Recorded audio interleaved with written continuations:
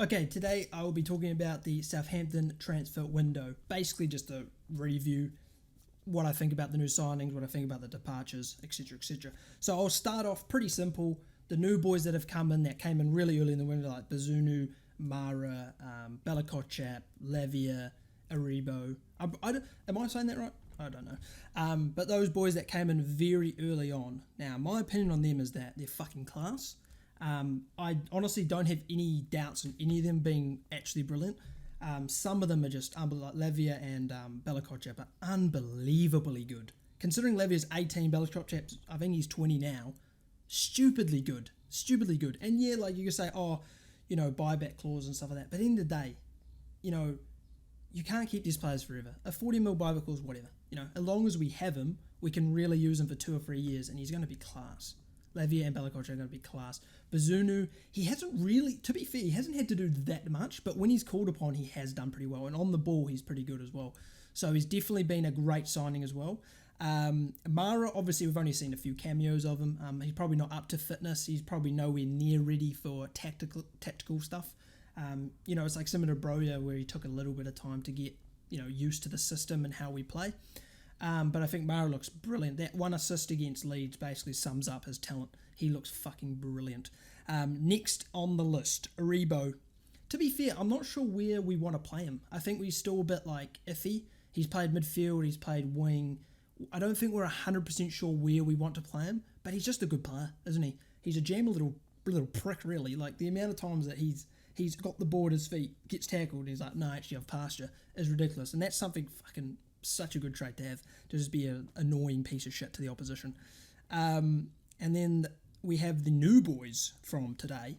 We have, obviously, we don't want to say that, Kalita Carr. That's my guess. We've got Eduzi, Larios, Maitland-Niles. I probably butchered all of those. But those 4 boys came on deadline day. To be fair, I think Maitland-Niles will be good. It's a loan option to buy. Who knows if we'll buy him or not. It really depends on how he performs. But I think that's a good buy for us because he's versatile. He can cover everywhere. Because obviously we don't want to go out and sign a right back because Tino is coming back. So we don't want to sign a right back for maybe 2-3 months of the season and then be like, yeah, but Tino's back and now we got Kyle Walker-Peters, so that side's finished. So I think he'll be a good rotation player. He can probably play wing, midfield, right back, which would be very helpful. I think it's a good signing. We've got a young left back. I don't know if he's going to be in and around the first team at the start. He might start in the B team and then slowly introduce him in like cup games or something like that. But at the end of the day, if Man City put buyback clauses, they must be fucking good. They must rate them highly. Same with Lavia, same with Bazunu. Bazunu. I can sort it out. They have to be good. Lavia's good, Bazunu's good. They have to be good. I have seen a little bit of Eduzi. I don't fucking know. He has looked very tricky, very good on the ball. He looks very skillful. And at the end of the day, he's obviously not going to start week in, week out, but he definitely could provide something extra off the bench, a bit of X factor, a bit of creativity, a bit of flair. And I think that's where he's really going to shine, is coming off the bench and being like, well, we need a goal, or we just need someone to just take the ball out of our half and he can just go, maybe do a Buffal goal, just drill past 8 players or whatever, and that's about the only thing he did. And then last but not least is the centre-back. Now, I genuinely have never heard of him before until we signed him. But at the end of the day, to be better than Bednarek or Stevens isn't difficult, so I'm sure he'll be fine. He'll probably be, I don't know if he'll be 3rd or 4th choice, because obviously we have Lianco. But, either or, I'm happy with that. He's not an expensive signing, it's just another 8, 9, 10 mil, which is all good. But definitely, this window has been really good. And I know a lot of people are saying, we needed a striker, we needed a goal scorer, blah, blah, blah. I don't think we're going to play 2 up front anymore. I really don't. Maybe in transitions we might. Maybe a winger will slide up into the striking place. But I don't think we're going to be playing a 4-4-2. I think we're going to be playing a 4-2-3-1/4-3-3 holding, which would be very good for us. Gives a lot more balance, because I think the 4-4-2 works against some teams, and some teams we get cut open so easily. But if we are going to focus with those sort of systems, we're only going to be playing up one in front. So at the end of the day, we have Adams, who will probably be number 1, probably all season, who looks in pretty good shape. He scored a few goals. He looks good. His hold-up play is brilliant, by the way. Really improved, and his passing's improved as well. But on the left, it looks like Adam Armstrong's going to be playing on the left for a bit. So he may, if Adams needs a rest, he might go striker. And obviously we have Mara. So really we have 3 strikers in a system where we play 1 striker. So it's not as if we don't need depth, like we don't have depth. I get it that, sometimes they go missing, like obviously Adams and Armstrong go missing, and we need that goal scorer just to be like, yeah, we're going to step up and take the goals. But I don't believe we'll have this problem this year, because I think we're actually going to get goals from the wings and the midfield, not just focusedly relying on the strikers. I think we genuinely have a good pool of goal scorers. And also we have a lot off the bench. If Adams isn't having a good game, or Armstrong hasn't had a good game, we've got Aduzi to come on, or Mara to come on, or Armstrong to come on. We have a lot of options, which is for once a miracle, because last year we'd bring Nathan Redmond off the bench and to do nothing. But I have to say, this is a very surprising window. I did not expect us to do this much business. Obviously Gakpo, big loss. But at the end of the day, as much as they were saying, if he's agreed, he wants to join us, stuff, I just thought, at the end of the day, if you're linked to Manchester United are after you, you're not really going to settle for Southampton, unless we were maybe like top 7 January or something, or top 6 or something crazy. Then maybe you'd be able to convince him. But I'm not surprised he didn't join us. I don't know if it was a PSV side saying nah, or him saying nah, but at the end of the day, he would have been great signing, but I'm not too concerned about that. I think we've got good cover on the wings and the striking departments. But I think this has been an unbelievable window. Really has. I'm really surprised at how much business we did. Ralph Hasenhüttl wasn't joking when he said there's going to be a lot of players. I think we signed 10 players or 9 players. Obviously, the people departing a lot off the wage bill. Forster, Long, Romeo unfortunately leaving, but if he wants to go back to Spain, he wants to go back to Spain. We can't stop him from that.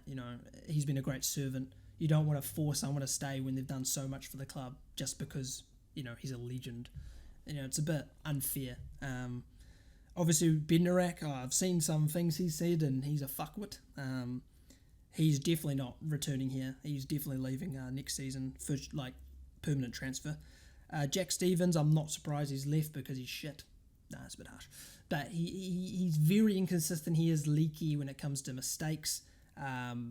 So I'm fine with him leaving. Obviously, we've replaced him and Bednarak with the new guy. And obviously we have Lianco. So we have 4 good centre-backs, well, potentially, depending on how well he is. And obviously, small bone loan, Nathan Teller's been ripping it up. That's always good. He can come back next year and maybe be a bit different, a bit more experienced, a bit more like...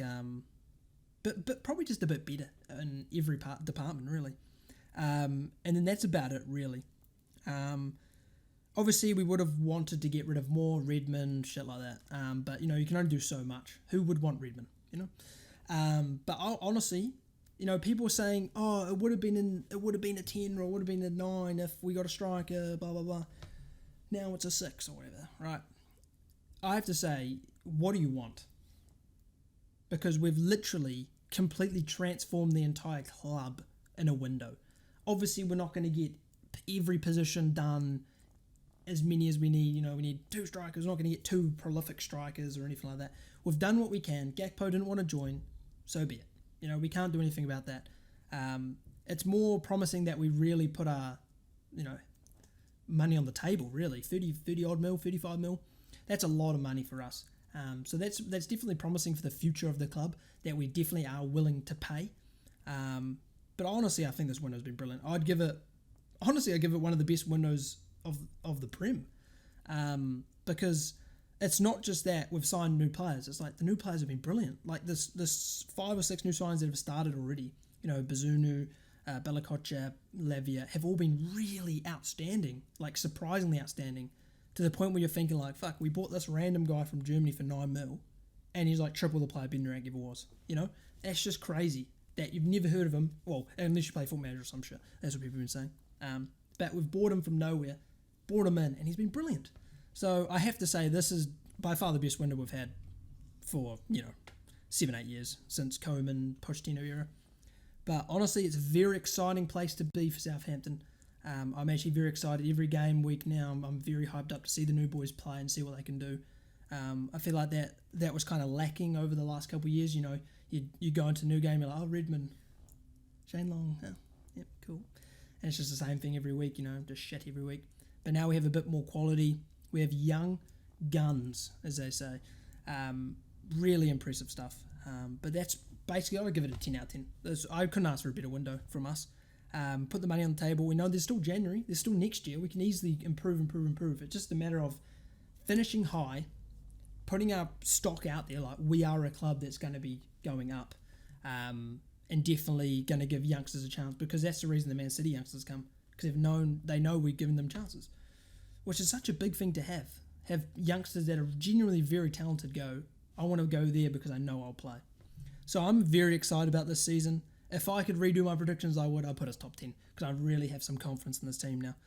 But that is it. I will be live.